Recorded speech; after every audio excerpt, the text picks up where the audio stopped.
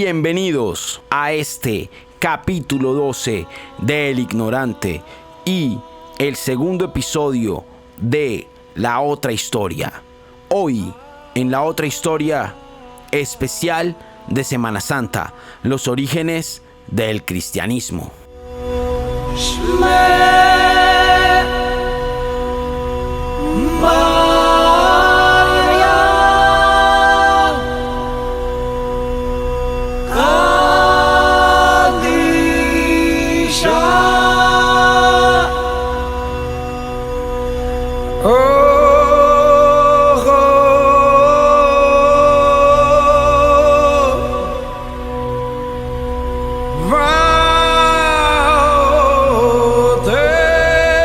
Hacia el año 1, en lo que conocemos como la nación de Judea, lo que se conoce como Judea, Samaria y Galilea, existían múltiples variantes del judaísmo. Estaban los saduceos, los fariseos, los esenios y los celotes, según el historiador Tito Flavio Josefo, historiador del siglo I. Por lo menos existían 2 millones de judíos en Judea y 2 millones fuera del territorio, alrededor del mundo. Los saduceos eran la clase alta judía dominante y eran una minoría de la cual descendía el poder actual, Herodes y su familia. Se dice que muchos de estos judíos que vivían fuera de Judea ya ni siquiera hablaban el hebreo como lengua principal y tenían como lengua principal el griego, lengua que era la lengua común o la lengua más popular de la época, gracias a la gran influencia que había existido del mundo helénico en los años anteriores, en donde Grecia era la potencia, Grecia era el imperio. Es justamente en esta época en donde nace uno de los personajes más influyentes en la historia de la humanidad. Se diría que está entre los 2 o 3 personajes más importantes de la historia de la humanidad o que más han trascendido y han cambiado la historia. Estamos hablando de Joshua en hebreo, o Jesús en nuestro idioma, el español. Un judío nacido en Nazaret según algunas fuentes y otras fuentes en Belén. Un judío de casta sencilla que predicaba el amor y la unidad entre seres humanos y que sobre todo invitaba a preservar y a seguir las leyes del pacto divino, el pacto acordado por sus antepasados, el cual se encontraba estrictamente descrito en la Torá. Después de su partida de este mundo, en ningún momento se ve que se hable de cristianismo ni en el contexto de las fuentes históricas ni en ninguno de los libros sagrados del Nuevo Pacto o del Nuevo Testamento. ¿En qué momento entonces nace la palabra cristiano? ¿En qué momento entonces se crean las primeras iglesias cristianas y se alejan del judaísmo de Jesús? Y sobre todo, ¿en qué momento nace el cristianismo que hoy conocemos? Estas y otras preguntas son las que vamos a responder hoy, aquí en El Ignorante.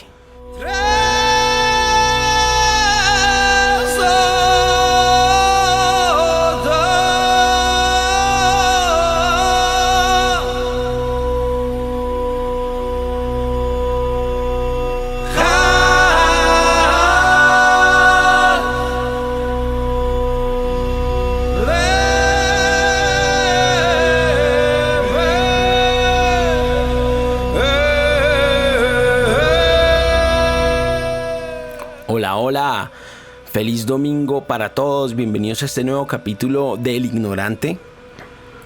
Antes de comenzar quiero presentar mis excusas.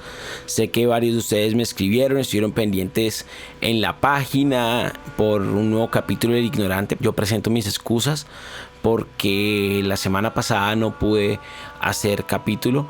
Estuve un poco indispuesto de salud. Ustedes saben que estamos pasando por, digamos, momentos diferentes de la humanidad y pues bueno, estoy un poco indispuesto de salud, pero bueno, ya estoy mejor y eso es lo importante. Y bueno, pues ya estoy aquí de vuelta con un nuevo capítulo. En este capítulo tenía planeado hacer otro capítulo, otro tema, pero por lo que nos encontramos en Semana Santa me parecía chéverísimo, interesante hacer un especial de historia de los orígenes del cristianismo. ya que primero que todo hay mucha especulación, hay unas fuentes oficiales de la iglesia en donde se habla de la iglesia primitiva de Jesús, que hace referencia pues a Pablo de Tarso y a aquellos apóstoles que no directamente conocieron a Jesús. Pero me parece interesante en donde empecemos a aplicar un poco de filosofía de la historia y, como ustedes saben, pues a mirar esa historia oficial con otra perspectiva y bajo otras fuentes, sobre todo las fuentes de los hallazgos, primero los hallazgos arqueológicos que relatan la vida de la época de Jesús, que son los hallazgos de los pergaminos del Mar Muerto, los manuscritos del Mar Muerto, de las cuevas de Qumran en Jordania, y los hallazgos también de Nag Hammadi en Egipto, que se han encontrado muchísimas cosas. Dentro de esos pues están los manuscritos de los evangelios de Pedro, de Tomás, de Judas y de María Magdalena, lo cual dan otra perspectiva también a los orígenes del cristianismo. También pues ver algunos relatores de esa época de la iglesia primitiva, como Policarpo, el literario cristiano, Tertuliano, Irineo también, que era perteneciente a esa iglesia primitiva en la cual se convirtió en la iglesia ortodoxa. Y miremos un poco entonces, primero, para empezar entonces, que hay que decirlo, primero el contexto en el que se encontraba el precursor del cristianismo, que no necesariamente podemos llamarlo un precursor del cristianismo, más sí bajo su nombre se fundó el cristianismo, el cual es Joshua o Jesús, el cual pues era un judío y él en ningún momento fundó ninguna iglesia. De hecho pues vamos a ver ahorita cuál era el contexto y hasta donde él se fue. Lo que los historiadores y las fuentes dicen es que todavía seguía existiendo en la línea de Jesús, por llamarlo así, como una línea judía también. Entonces vamos a ver en qué momento eso se transforma en cristianismo, y sobre todo también entender que este tipo de judaísmo era un judaísmo diferente, y como hablamos al principio existían varias líneas o varias variantes o variables del judaísmo. Si bien mencionamos 4, pues tengo entendido que había otro sinnúmero de variantes judaicas, pero estas eran las más populares. Entonces vamos a empezar a ver primero en una época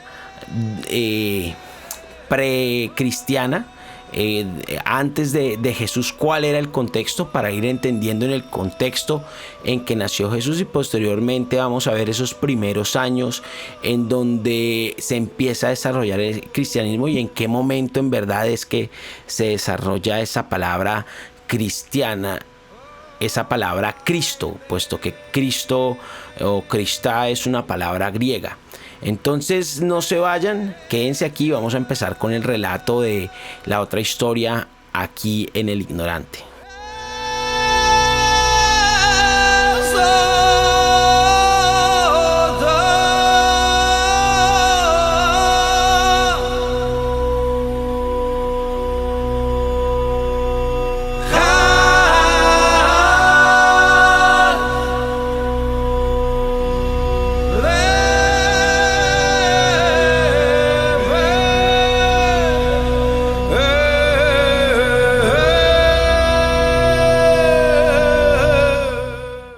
Bueno, para empezar a entender los orígenes del cristianismo hay que pararnos en un momento muy específico, y es alrededor de 160 años antes de Cristo.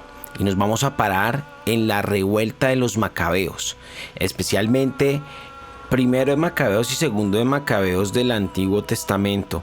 Cabe resaltar que estos libros no hacen parte del Talmud judío.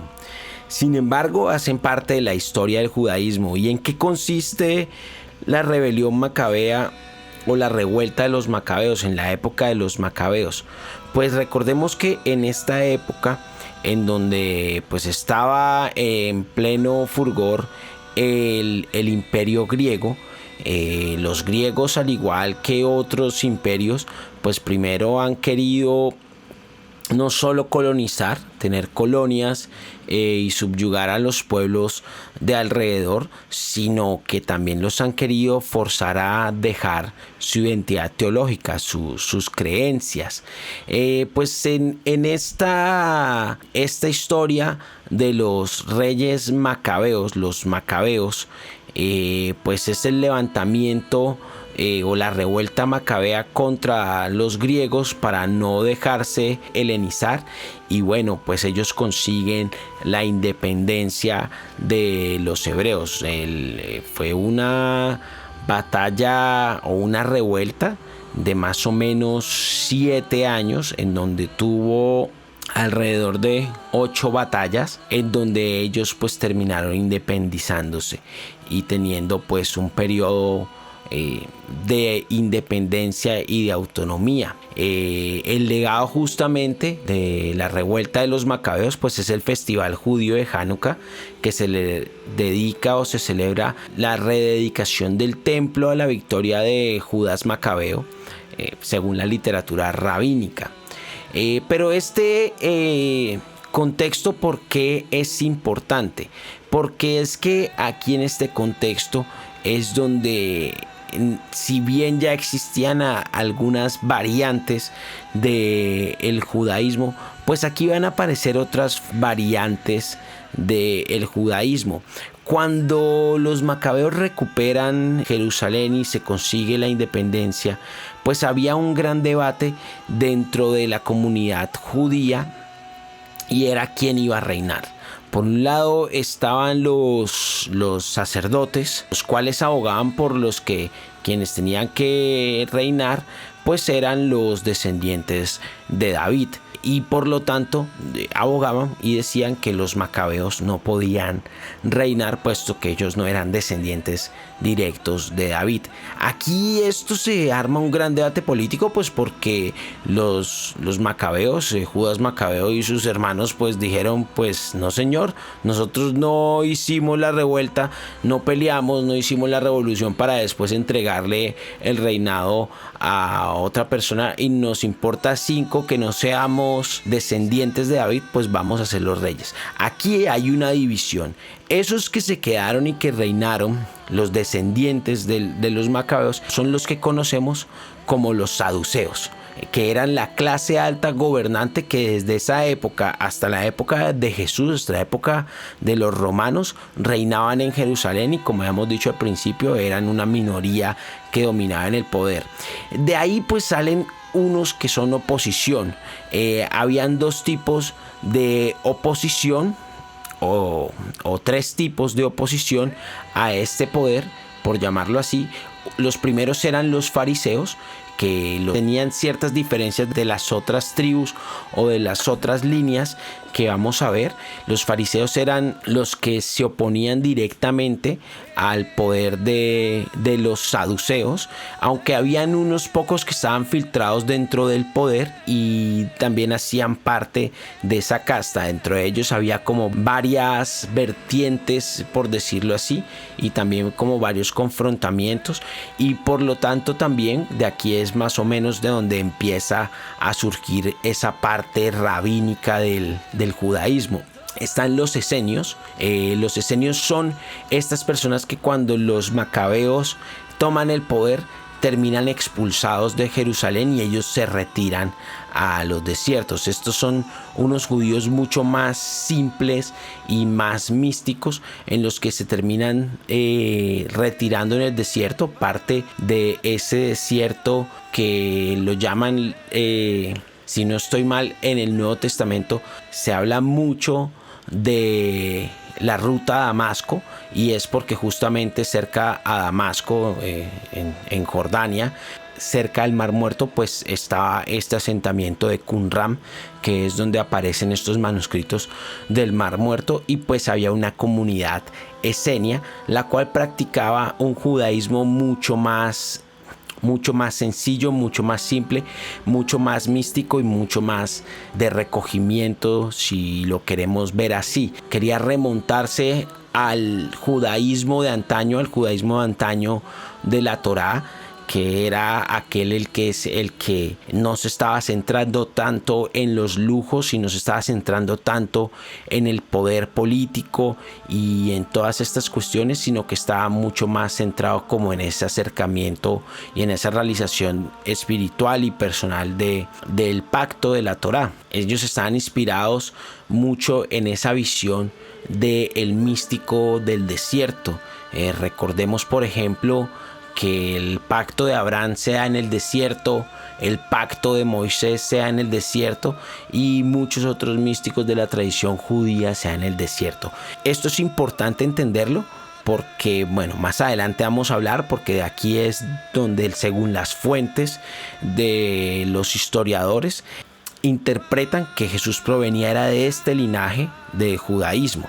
Existía otro judaísmo que era el judaísmo radical, era el judaísmo de donde venía Barrabás y donde venía toda esta gente, que eran los elotes. Los elotes eran un tipo de judíos también fariseos, antisaduceos, antisanedrín, anti-Herodes y toda su línea gobernante, puesto que los veían como traidores, como vendepatrias. Eran justamente los que estaban ahí como títeres, como marionetas al servicio de los romanos, pero esta gente eran los guerreros del desierto. Estos andaban armados con unas dagas que llamaban sicas, a los cuales los romanos llamaron posteriormente sicarios, aquellos que andaban con la sica asesinando a todo lo que se pareciera u oliera a Roma. Este era el contexto que teníamos dentro de la Judea de Jesús, y es como se desarrollan las diferentes vertientes de los judaísmos. Había grandes diferencias entre los saduceos, entre los fariseos, entre los esenios y los elotes, teniendo en cuenta que los elotes eran una tribu de guerreros, asesinos, que lo que querían era armar una segunda rebelión macabea. Había muchos fariseos que estaban como a favor de esto, y mientras tanto los esenios que no estaban tan a favor de la violencia, y por lo tanto ellos vivían totalmente retirados y ajenos al contexto que se daba en Jerusalén, en la capital, en la metrópolis Jerusalén, mientras que los saduceos pues eran totalmente pro-globalistas, si queremos llamarlo así, o pro-cosmopolita y pro-imperio romano.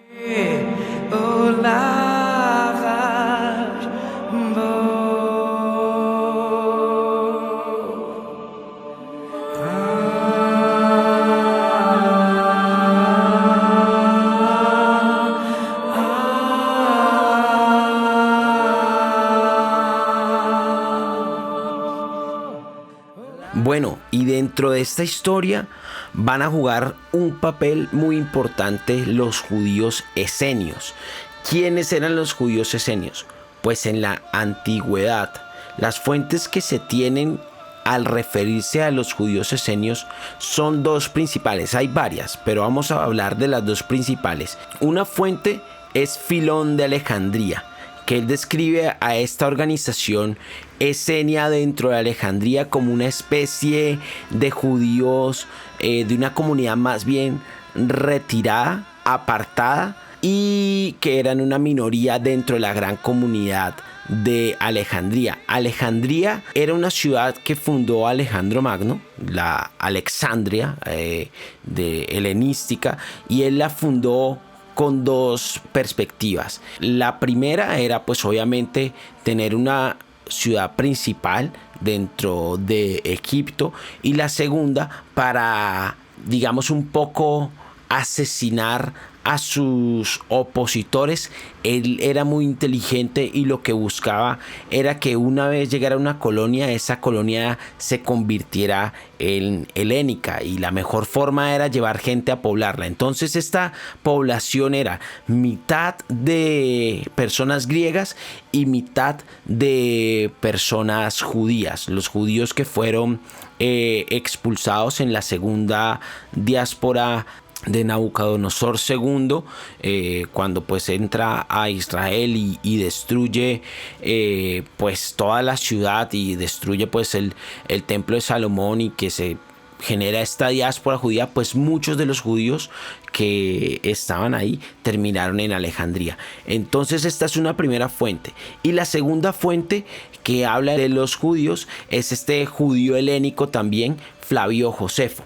Él es el que nos habla también de los esenios. Exactamente no se sabe dónde nace el judaísmo esénico.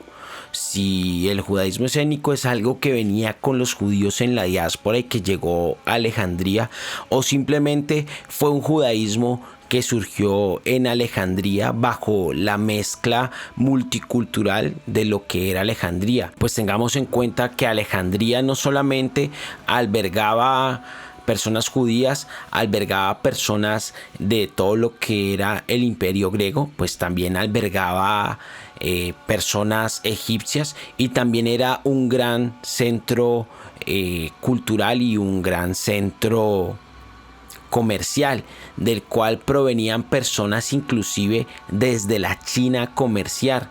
Tenían una gran relación comercial con la India, y por lo tanto para muchas personas es el significado de el por qué estas doctrinas judeo-esenias tienen mucho parecido a muchísimas doctrinas de la India, como es el budismo. El caso es que los manuscritos encontrados en las cuevas de Qumran, en las cuevas de Jordania y en el Qumran cerca al Mar Muerto a mediados del siglo pasado, para muchos es el hallazgo arqueológico del siglo, pues han alcanzado a revelar la similitud que tienen estos escritos y esta comunidad que vivía ahí con las comunidades esenias descritas por Filón de Alejandría y descritas también por Flavio Joselo.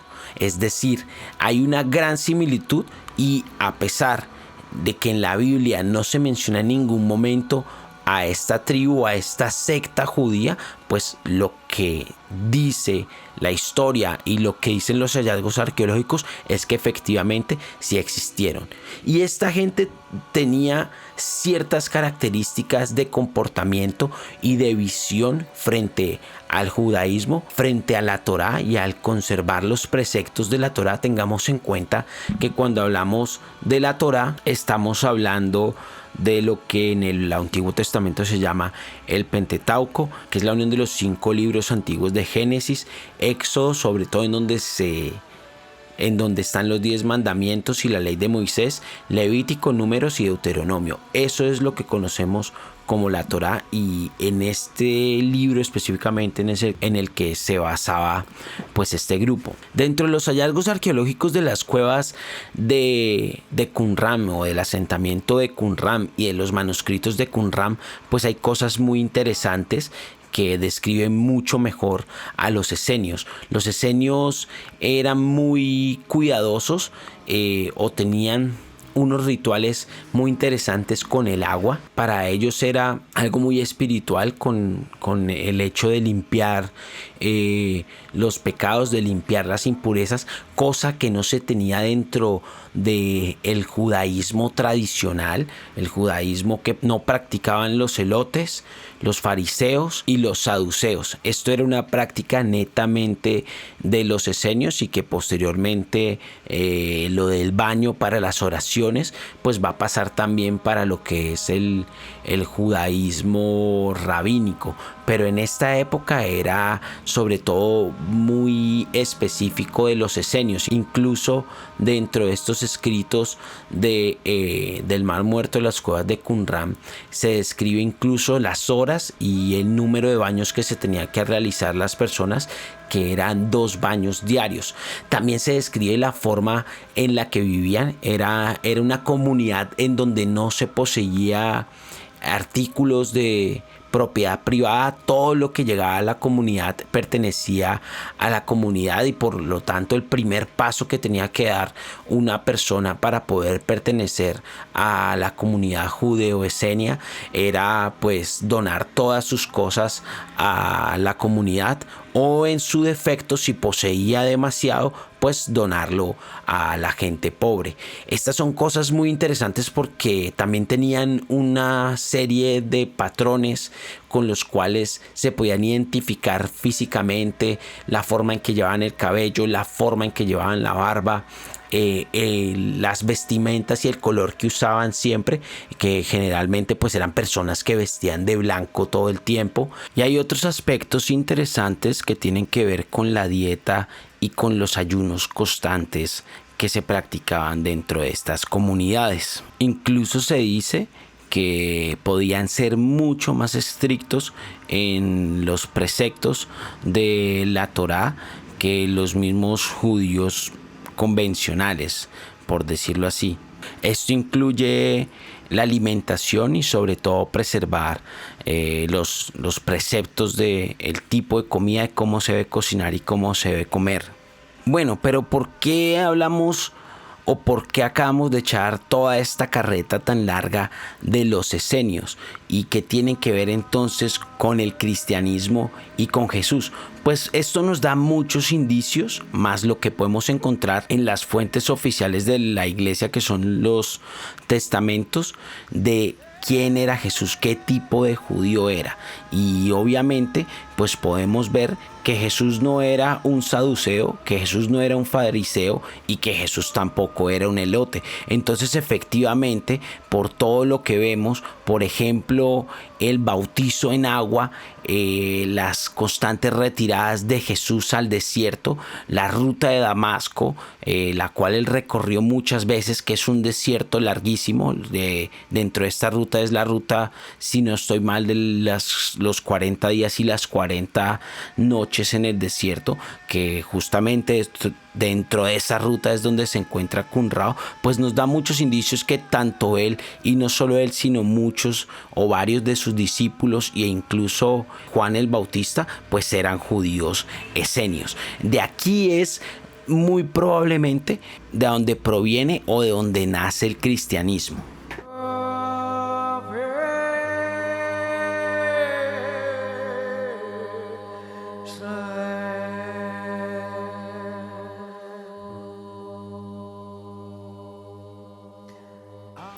Bueno, y después de haber relatado la parte 1 y la parte 2, la cual es la revuelta de los macabeos y las diferentes divisiones que existían dentro del mundo judío, y pues teniendo en cuenta que según esto podemos interpretar que Jesús era un judío esenio.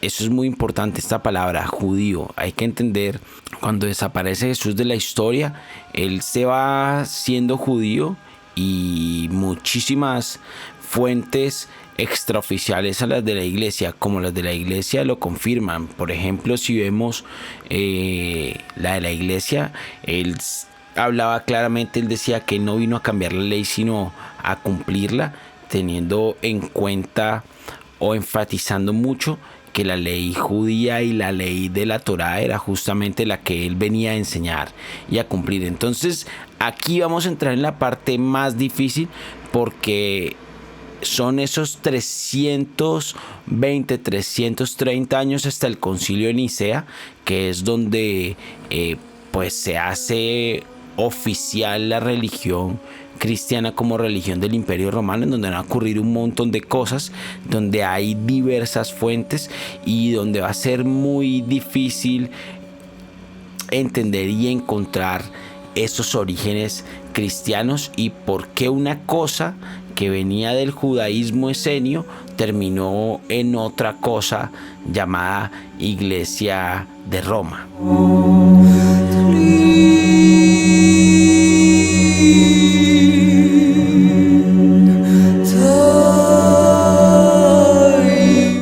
Bueno, y de aquí en adelante, después de que Jesús muere, después de que Jesús desaparece la historia, van a haber tres fuentes importantísimas, las cuales pues van a darnos una perspectiva muy diferente, o nos van a dar diferentes perspectivas de lo que pasó en estos 330 años, que son fundamentales para entender el origen o cómo se desenvolvió el cristianismo procedente del judaísmo esenio. Pues la primera, pues obviamente, pues va a ser los evangelios canónicos, los evangelios que el concilio de Nicea, liderado por el emperador Constantín, capítulo pasado de la otra historia, para los que no lo han escuchado pueden ir y escuchar el capítulo sobre el Imperio Romano del Este, el cual es precedido o nace, tiene sus orígenes justamente en este concilio de Nicea y en la fundación de la ciudad de Constantinopla, pero lo que estamos hablando entonces es más atrás. Esta va a ser la primera fuente que tenemos, pero hay otras dos importantísimas. Una es la que acabamos de mencionar, o la que nos estamos basando, que son los manuscritos del Mar Muerto, pero la otra, hay otra fuente muy importante que nos va a dar otra perspectiva del cristianismo en sus primeros años, y son los manuscritos de Nag Hammadi. Estos manuscritos de Nag Hammadi son una colección de textos que se encontraron en el Alto Egipto a mediados del siglo pasado. Los arqueólogos y los científicos le han hecho pruebas de carbono 14, y las pruebas de carbono 14 datan de que los manuscritos son del año 250 después de Cristo. Pero después de estudiarlos, después de leerlos, lo que creen los científicos, lo que creen los arqueólogos, es que estos manuscritos encontrados son copias de textos más antiguos por la forma en cómo se escribió. Y aunque el idioma en que están escritos fueron escritos en copto, que es una lengua afroasiática, también puede ser una traducción de los primeros textos cristianos desarrollados en Alejandría. Y es muy importante mencionar esto porque, como hablábamos antes, los esenios estaban muy conectados con Alejandría. Sabemos de la existencia de esenios en Alejandría, tanto como en Jordania y Palestina. Bien, antes de hablar de las fuentes y de lo que pasó en estos 333 años, vamos a marcar un hecho importante dentro del mundo judío y que tiene que ver con el contexto posmuerte de Jesús, y es la rebelión de Bar Kokhba, que se da en el año 70 después de Cristo. Pero ¿por qué es importante este hecho dentro de todo el desenvolvimiento y el desarrollo del cristianismo? ¿Qué fue la rebelión de Bar Kokhba?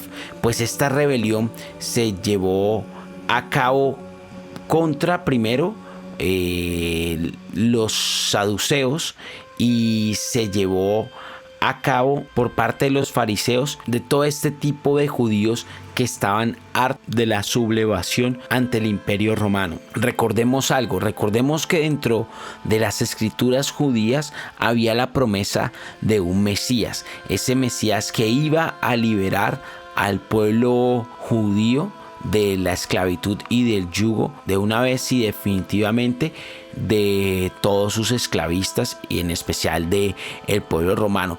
Pues en esta época, cuando aparece Jesús, cuando aparece ese Mesías, pues los judíos no estaban esperando un Mesías que viniera de los desiertos y de las montañas a hablar de paz y de amor.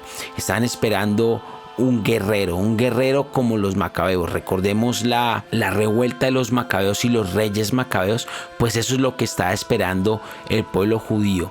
Y dentro del pueblo judío estaba muy adentro ese imaginario de los macabeos, de volver otra vez a hacer esa hazaña de independencia. Es aquí donde se da la rebelión de Bar Kobá, en donde en la provincia de Judea pues se lleva esta rebelión y terminan matando y asesinando a todos los romanos que existían en ese momento. Debido a esa insurrección, el César, el emperador del momento, Adriano envía 60,000 hombres, 60,000 soldados romanos para eliminar a todos los judíos. Cuando entra aquí Adriano a Jerusalén, destruye toda Jerusalén y destruye el templo del rey Salomón, y es desde esa época hasta el sol de hoy el único pedazo que quedó, que es el muro de las lamentaciones, que hoy se encuentra en Jerusalén y se llama muro de las lamentaciones, pues lamentando justamente este hecho de Bar Kobá. Este hecho, entonces, ¿por qué es importante? Porque este hecho pone en predisposición al imperio romano con los judíos. Los judíos son personas que no se saben sublevar ante el imperio romano y no eran muy bien vistos dentro del imperio romano. Esto porque es importante mencionarlo, el hecho de la peligrosidad y de lo que significaba ser judío, sobre todo con una nueva corriente creciente dentro del imperio, la cual aún no se llamaba cristianismo, pero pues obviamente que hacía o ponía en peligro a todos los judíos dentro del imperio. Ojo, esto no fue a todos. El imperio no persiguió a todos los judíos, pero especialmente a los de la rebelión Bar Kobá los estaba llevando entre ojos, y sobre todo a los judíos ya los tenía muy entre ojos. De aquí llegamos a mencionar este hecho porque pues se refleja dentro del primer concilio que hubo sobre los grupos que seguían a Jesús. Ya aquí aparece uno de los hombres más importantes dentro de esto, que es Pablo de Tarso, un griego con nacionalidad y con ciudadanía romana, protegido totalmente y por el amparo del imperio, en donde a través de sus cartas y de sus escritos que están en la Biblia, el escrito de Hechos, el libro de Hechos y las cartas a los Galatas, pues se habla en ese primer concilio de Jerusalén en el año 50 después de Cristo. Pues se habla primero en esa carta, que es una carta dirigida a los no judíos, los gentiles que eran esta gente griega de las provincias de Antioquía, los sirios y los sicilianos, las personas que no eran judías, para que ellos pudieran volverse judíos, sobre todo sin la necesidad de practicar la circuncisión, que todavía era practicada dentro de los seguidores de Jesús como buenos judíos que eran. Incluso es muy probable que el mismo Jesús fuera circunciso. Dentro de esta carta, lo que encontramos en la carta a los no judíos es muy importante cuando se habla de nosotros los apóstoles y los ancianos hermanos, los viejos. O sea, están hablando, cuando hablan de los ancianos hermanos, los primeros apóstoles que conocieron a Jesús saludaban y pedían disculpas por las personas que han ido a las provincias, muy probablemente a poner normas o a poner obligaciones de lo que tenía que ser un seguidor de Jesús, un judío probablemente esenio, y que esto los estaba metiendo en peligro y poniendo en peligro sus vidas ante el imperio, pues obviamente por todas estas exigencias judías, y que ya el imperio no venía viendo con buenos ojos a los judíos. Aquí es cuando se dice que los queridos hermanos que irán a hablar con ustedes, si no estoy mal es Bernabé y Pablo, o Judas y Silas. Alguno de ellos eran a los que iban a enviar en representación de ese concilio de hermanos y de ancianos, en donde se les dice: vean, tranquilos, mientras que ustedes manejen los preceptos de no comer carne de animales ofrecidos en sacrificio, de que no estrangulen animales y que eviten el matrimonio prohibido, pues ustedes con esto ya están guardando los preceptos del maestro, ¿no? De Jesús en ese momento. Entonces aquí hay un hecho importante, porque primero vamos a empezar a ver por decirlo así, la helenización de los judíos, de esta nueva idea esenia judía, en donde se va a empezar a expandir por medio de Pablo, dentro de, o bueno, como lo relata el canon de la iglesia, y por ende van a surgir un montón de movimientos, llamémoslos así, cristianos, que posteriormente van a pelear entre sí y uno se va a imponer por encima del otro.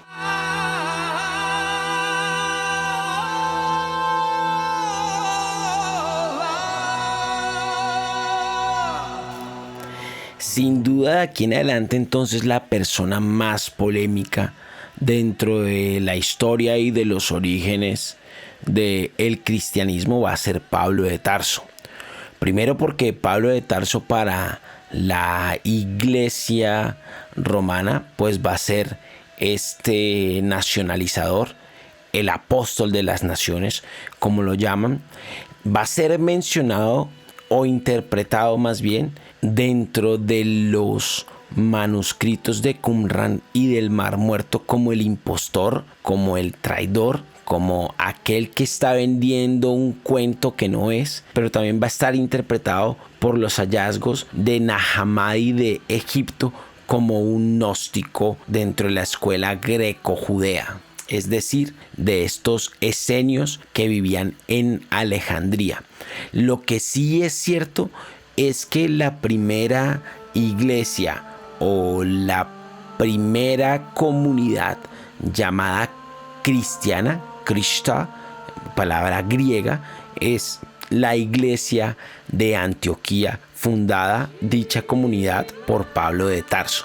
Así que aquí es donde vamos a empezar a ver la parte más difícil de la historia del cristianismo, y es lo que la arqueología, los científicos y los historiadores están tratando de descifrar, porque aquí en adelante todo lo que se sabe de forma oficial es lo que el Concilio de Nicea pues nos ha vendido como la verdad a nosotros.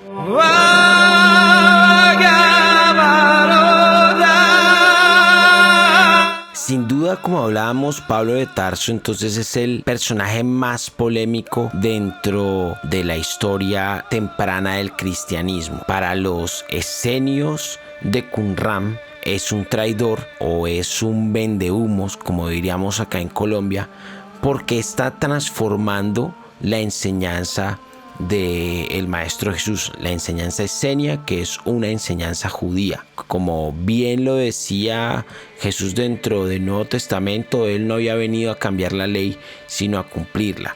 Y para muchos de los esenios, bajo la interpretación que dan los historiadores del estudio de los escritos del Mar Muerto, esta es la perspectiva que se puede tener de Pablo de Tarso. Está la otra perspectiva, que es la perspectiva pues la que encontramos en la Biblia y en los evangelios canónicos, de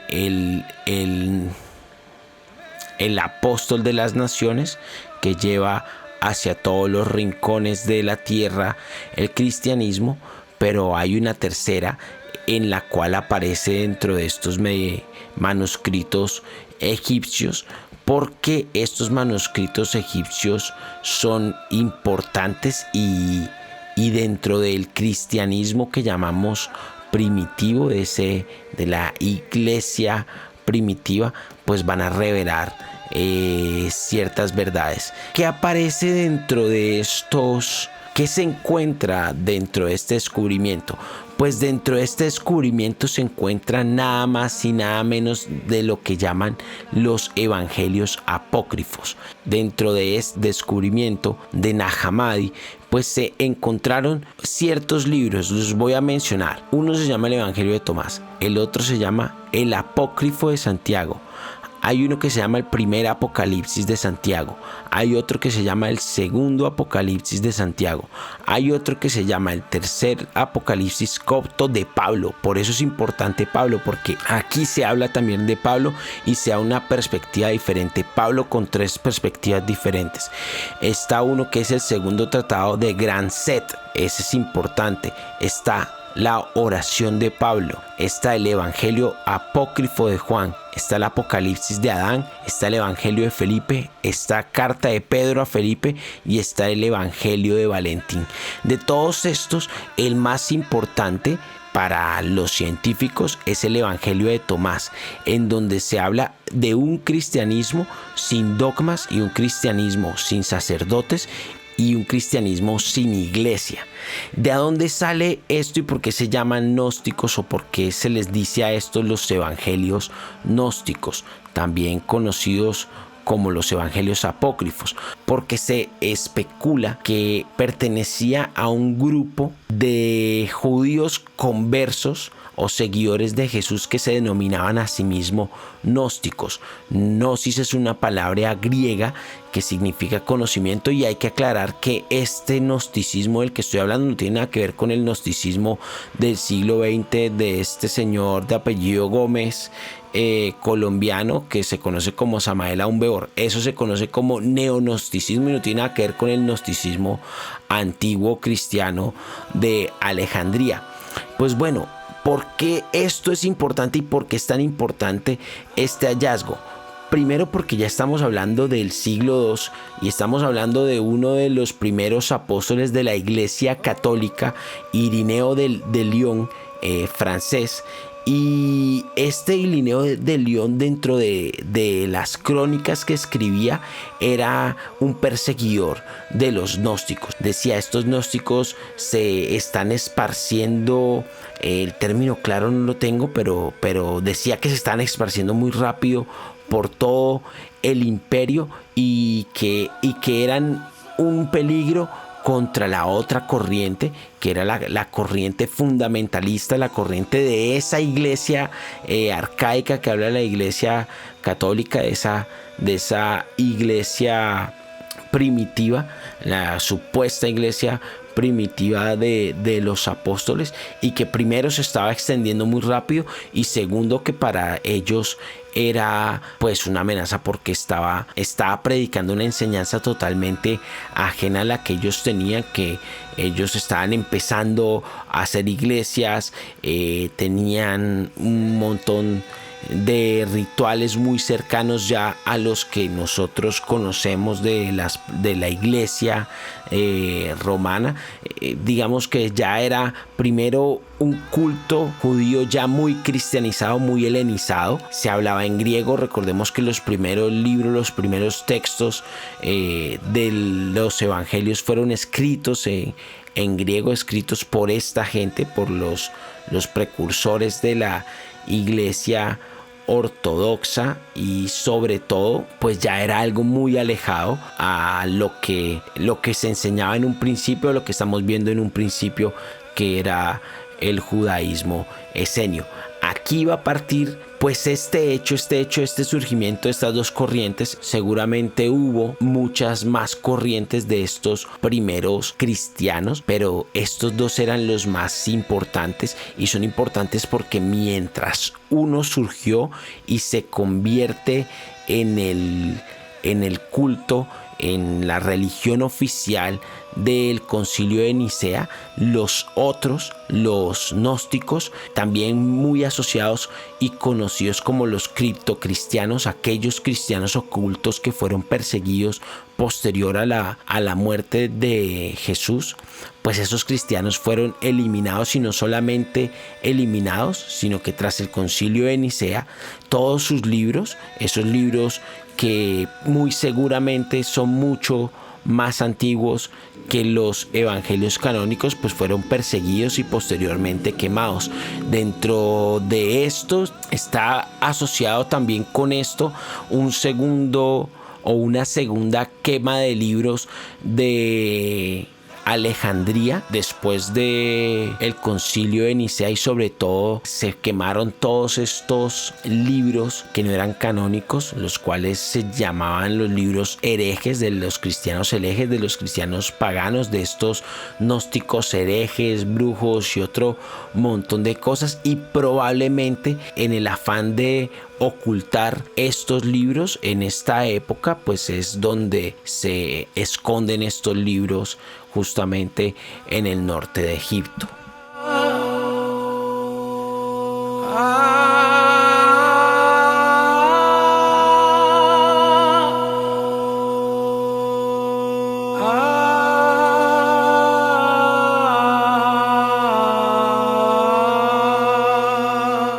Después del concilio de Nicea, no solo se instaura un tipo de religión cristiana dentro del Imperio Romano, sino que también todos los demás cristianismos, en especial el gnóstico, fue perseguido a tal punto que fueron asesinados muchísimos gnósticos alrededor del imperio.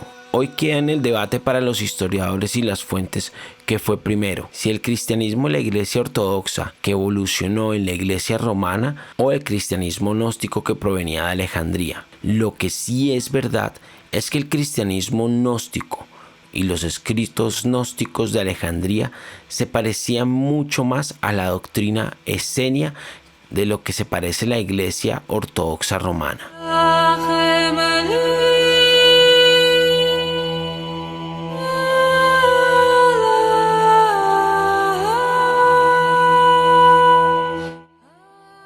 En todo caso, lo que tenemos que tener claro es que este cristianismo gnóstico, el cual podemos llamar como cristianismo primitivo, que es el que más se parecía al judaísmo que practicaba Jesús, no tiene nada que ver con ninguna de las vertientes y corrientes cristianas modernas que existen en nuestro día.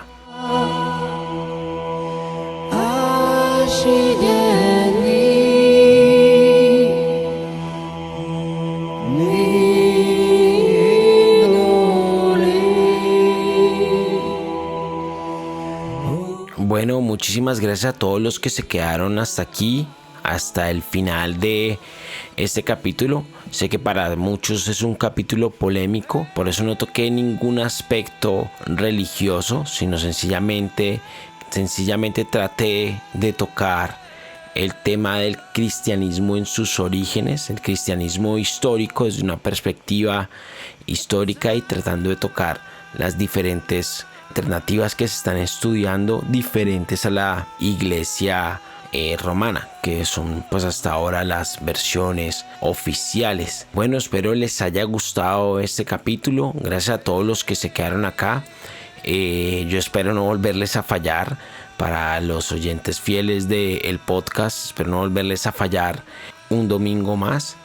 Y bueno, recuerden seguirme en las redes sociales, tanto en Facebook, en YouTube, en Spotify, en iVoox, en donde quiera que estén escuchando este podcast. No olviden suscribirse, no olviden darle seguir, no olviden darle un like, un comentario, compartirlo, y pueden escribirme también. Recuerden que El Ignorante tiene Patreon por si quieren apoyar el proyecto con una módica suma mensual. Y bueno, nos veremos en un próximo capítulo del Ignorante. Feliz semana para todos. Ojalá hayan tenido una Semana Santa llena de reflexión y descanso, y nos vemos en el siguiente capítulo del Ignorante y en el siguiente capítulo de La Otra Historia.